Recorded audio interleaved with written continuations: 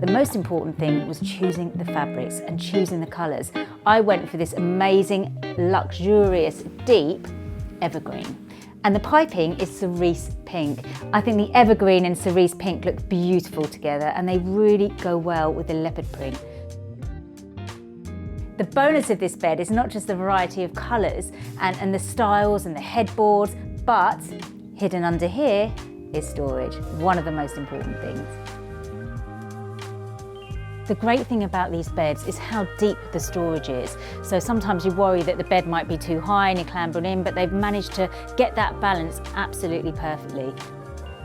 The great thing about how these storage beds are designed are that they've got this divide. So you can store so much, whatever you need to. Of course, whenever you can use organisers, but it might be easy just to grab and get what you need by having it laid out. We can open it up whenever we want, grab what we need, close it again. Who knew all this was under here?